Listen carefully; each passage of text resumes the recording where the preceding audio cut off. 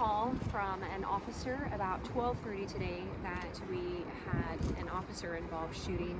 The information that I can share with you at this time is that a Jeep, it's an orangish color Jeep, pulls into the Microtel Hotel here at 25th and Fairfield. Our officer pulls in behind that vehicle and attempts to contact the driver.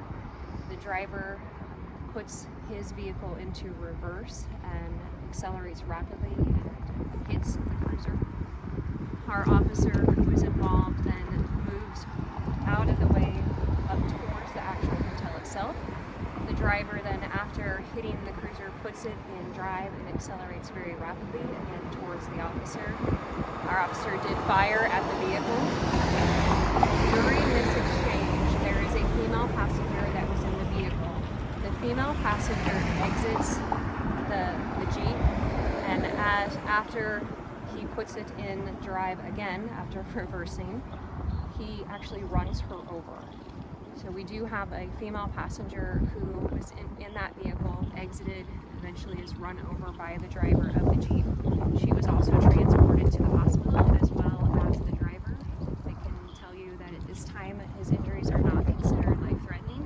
Her injuries are serious, but at this time I do not believe life-threatening. So both not life-threatening? And it was only one officer involved initially? Yes, just one officer involved in the incident today. How many shelters? I don't have that information at this time, but that will be part of our investigation as we continue here today. And he followed the vehicle into the parking lot for what was he trying to stop him? We don't have that information yet. We do have video of the incident that we are pouring. We just know that the Jeep pulls into the Microtel, parks in parking stall, and the officer pulls up behind him and exits his vehicle with lights on to contact the driver, and again the driver puts his vehicle into reverse and crashes into the person. I know over the scanner prior to the stop, he requested additional units for a possible warrant on suspect. Is that true? I know that information went out. I just have not been able to clarify all of that information to be able to give you a factual statement of what information he had at that time and the request for those additional officers. Do you know if the officer's bullet hit the driver? We do know that he was struck, again, non-life-threatening injuries at this time. How many times was he hit? I don't have that information for you currently. So was there a pursuit leading up to As I stated, what I know is the Jeep pulls in and parks, and our officer comes in behind him after a short period of time. I wouldn't say that he was immediately behind him, but he does follow him after he parks and comes in to contact the driver.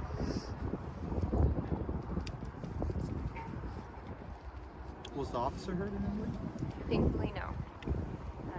Our officer was not injured in this incident. Again, we do have a female passenger who was in the vehicle who had exited during this incident, and ultimately, she was run over. She does have pretty significant injuries. What are the next steps from here?